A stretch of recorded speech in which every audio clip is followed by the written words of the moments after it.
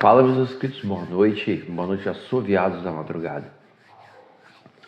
Hoje nós vamos trazer um assunto sobre nada mais, nada menos do que um dos maiores e respeitados ocultistas, Eliphas Levi. Mas vamos estudar um pouquinho, conhecer um pouco da história dele, para a gente trazer uma coisa bem legal para vocês. Bem resumida também, para não ficar aquela história delonga. Nascido na França, por volta do ano de 1810, família humilde, ele é colocado em uma igreja, para que ele pudesse. A família olhava para ele e via que ele tinha alguns dons, por exemplo, pintura, e o que era da época, para que ele tivesse uma vida melhor. Porque naquele tempo a família era numerosa. Então, ele fica um tempo, aprende, só que em um certo momento ele vai se confessar e diz que está apaixonado por uma moça. Ele é retirado ou expulso dessa igreja. A mãe, em desgosto, tira a própria vida. Ele arruma emprego, se casa, tem uma esposa, não dá certo o casamento, e ele perde a filha aos 7 anos. E a parte mais legal, né, do Eliphas Levi é que ele começa a estudar o ocultismo. Vários ocultismos, vários livros. Ele viaja para um mosteiro, se não me engano, ao norte da França. E lá ele consegue livros ou pergaminhos de magia, de várias coisas. E as partes mais sobrenaturais registradas de Eliphas Levi são as seguintes.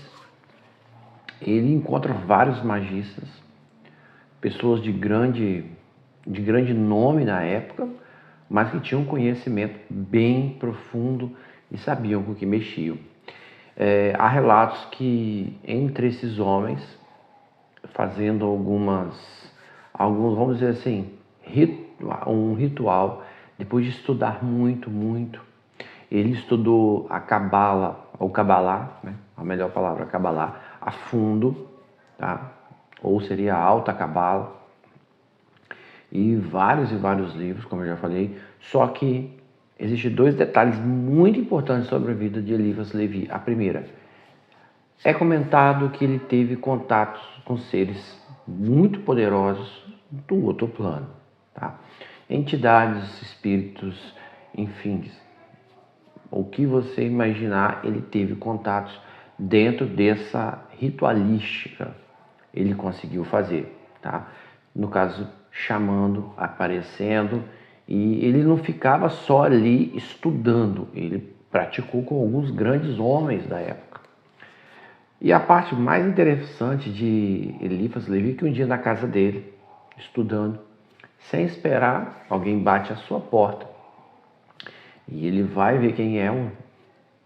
Em alguns relatos é um jovem, que mal ele abre a porta, a pessoa já entra, já vai para um local e se senta. Começa a falar a vida de Levi para ele como se conhecesse há anos e anos. E essa pessoa se diz como se ela viesse lá dos quintos dos infernos mesmo. Se ela viesse das profundezas amando de alguém. Do inferno mesmo. E essa entidade, usando o corpo de um homem, fala para Levi a história de Levi.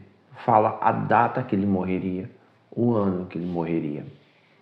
Simplesmente, ela se levanta, sai da casa e nunca mais é vista. Então, Eliphas Levi deixou vários livros. Aqui no Brasil tem livros de alta magia, tá? E ele foi um homem que estudava muito.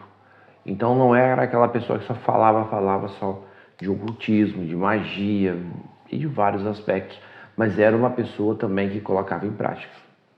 Eu não sei se você sabia dessa história dele, mas ele foi um grande homem, um grande ocultista, sem falar no seu papel fundamental, que ele não deixou só algo em memória, mas deixou também muita coisa escrita para os amantes do sobrenatural.